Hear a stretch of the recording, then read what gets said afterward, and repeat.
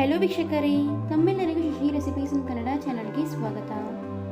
ಇವತ್ತು ಈ ವಿಡಿಯೋ ಮೂಲಕ ತಮ್ಮೆಲ್ಲರಿಗೂ ಮಟನ್ ಗ್ರೇವಿನ ಯಾವ ರೀತಿ ಮಾಡುವುದು ಅಂತ ತೋರಿಸ್ಕೊಡ್ತಾ ಇದ್ದೀವಿ. ಹಾಗಿದ್ರೆ ಬನ್ನಿ ಈ ರೆಸಿಪಿನ ಯಾವ ರೀತಿ ಮಾಡುವುದು ಅಂತ ನೋಡೋಣ. ಮೊದಲಿಗೆ ಒಂದು ಮಿಕ್ಸಿಂಗ್ ಜಾರ್ಗೆ ಫ್ರೈ ಮಾಡಿದಂತಹ ಈರುಳ್ಳಿನ ಹಾಕೋತಾ ಇದ್ದೀವಿ. ಹಾಗೆ ಸ್ವಲ್ಪ ಗೋಡಂಬಿನ ಹಾಕೋತಾ ಇದ್ದೀವಿ.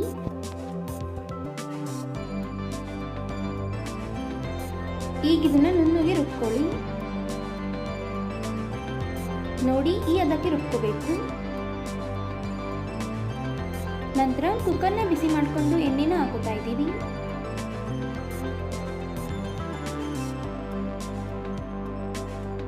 ಎಣ್ಣೆ ಬಿಸಿಯಾದ ನಂತರ ಚಕ್ಕೆ, ಲವಂಗ, ಏಲಕ್ಕಿ, ಜೀರಿಗೆ ಹಾಗೂ ಪಲಾವ್ ಎಲೆನ ಹಾಕೋತಾ ಇದ್ದೀವಿ. ಜೊತೆಗೆ 1 ಟೇಬಲ್ ಸ್ಪೂನ್ ಅಷ್ಟು ಶುಂಠಿ ಬೆಳ್ಳುಳ್ಳಿ ಪೇಸ್ಟ್ನ ಹಾಕೋತಾ ಇದ್ದೀವಿ. ಈಗ ಇದನ್ನು ಚೆನ್ನಾಗಿ ಫ್ರೈ ಮಾಡ್ಕೊಳ್ಳೋಣ.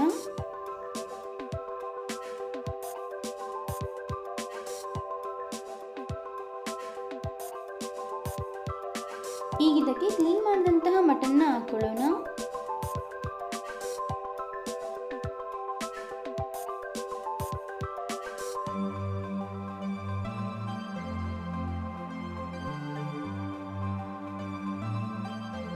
ಈಗ ಇದನ್ನ ಚೆನ್ನಾಗಿ ಮಿಕ್ಸ್ ಮಾಡ್ತಾ 5 ನಿಮಿಷ ಫ್ರೈ ಮಾಡ್ಕೊಳ್ಳಿ.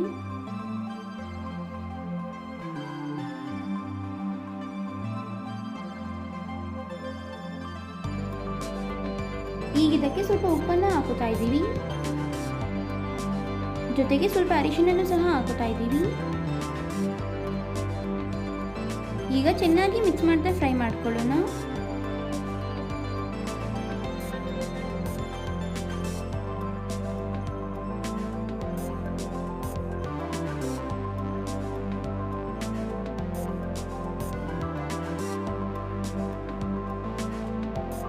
ಈಗ ಇಲ್ಲಿ ನೀವು ನೋಡ್ತಿರಬಹುದು ಮಟನ್ ಚೆನ್ನಾಗಿ ಫ್ರೈ ಆಗಿದೆ. ಈಗ ಇದಕ್ಕೆ ಅಚ್ಕಾರದ ಪುಡಿನ ಹಾಕೊಳ್ಳೋಣ.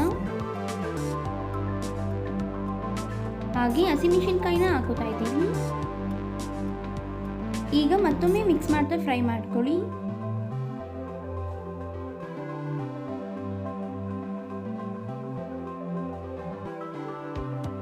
ಈಗ ಇದಕ್ಕೆ ಟೊಮೆಟೊನ ಹಾಕೊಂಡು ಫ್ರೈ ಮಾಡ್ಕೊಳ್ಳೋಣ.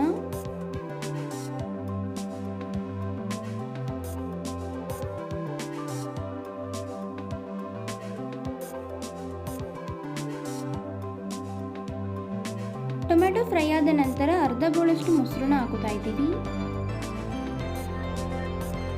ಈಗೊಮ್ಮೆ ಚೆನ್ನಾಗಿ ಮಿಕ್ಸ್ ಮಾಡ್ಕೊಳ್ಳೋಣ.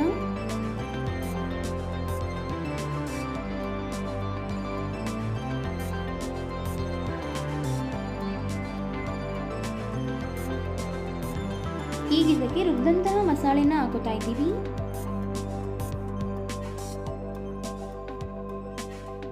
ಹಾಗೆ 1.5 ಟೇಬಲ್ ಸ್ಪೂನ್ ಅಷ್ಟು ಧನಿಯಾ ಪುಡಿ,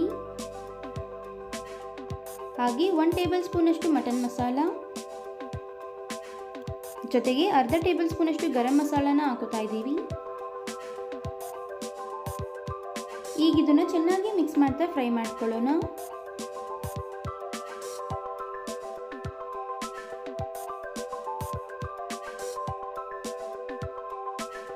ಈಗ ನಿಮಗೆ ಯಾವುದಕ್ಕೆ ಬೇಕೋ ಅದಕ್ಕೆ ನೀರನ್ನ ಸೇರಿಸ್ಕೊಳ್ಳಿ.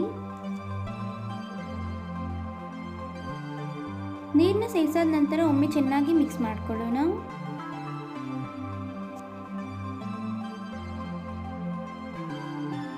ಈಗ ರುಚಿಗೆ ತಕ್ಕಷ್ಟು ಉಪ್ಪನ್ನ ಹಾಕೋತಾ ಇದ್ದೀವಿ. ಹಾಗೆ ಸ್ವಲ್ಪ ಕೊತ್ತಂಬರಿ ಸೊಪ್ಪು, ಜೊತೆಗೆ ಸ್ವಲ್ಪ ಕರಿಬೇವು ಸೊಪ್ಪನ್ನು ಸಹ ಹಾಕೋತಾ ಇದ್ದೀವಿ. ಈಗೊಮ್ಮೆ ಚೆನ್ನಾಗಿ ಮಿಕ್ಸ್ ಮಾಡ್ಕೊಳ್ಳೋಣ.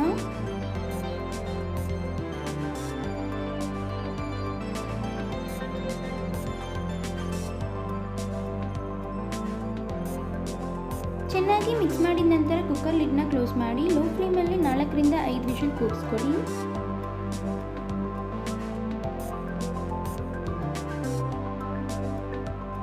ಈಗಿಲ್ಲಿ ಕುಕ್ಕರ್ 5 ವಿಷಲ್ ಕೂಗಿ ತಣ್ಣಗಾಗಿದೆ. ಲಿಡ್ನ ಓಪನ್ ಮಾಡೋಣ.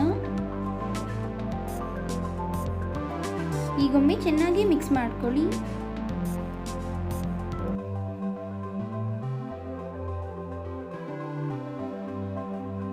ಈಗ ಮೇಲ್ಗಡೆ ಸ್ವಲ್ಪ ಕೊತ್ತಂಬರಿ ಸೊಪ್ಪನ್ನು ಹಾಕೊಂಡು ಮಿಕ್ಸ್ ಮಾಡ್ಕೊಳ್ಳೋಣ.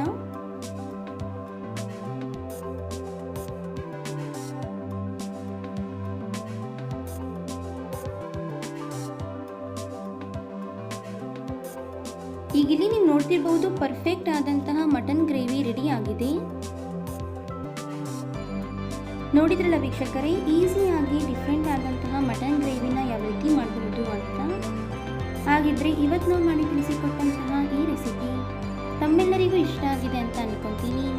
ಇಷ್ಟ ಆಗಿದ್ರೆ ಈ ವಿಡಿಯೋಗೊಂದು ಲೈಕ್ ಕೊಡಿ, ಹಾಗೆ ತಮ್ಮ ಅನಿಸಿಕೆ ಅಭಿಪ್ರಾಯಗಳನ್ನ ಕಮೆಂಟ್ ಬಾಕ್ಸಲ್ಲಿ ಕಮೆಂಟ್ ಮಾಡಿ. ಅಷ್ಟೇ ಅಲ್ಲ, ಈ ವಿಡಿಯೋನ ಮತ್ತೊಬ್ಬರಿಗೂ ಹೆಲ್ಪ್ ಆಗೋ ಹಾಗೆ ಶೇರ್ ಮಾಡಿ ಅಂತ ಕೇಳ್ಕೊತಾ ಇದ್ದೀನಿ.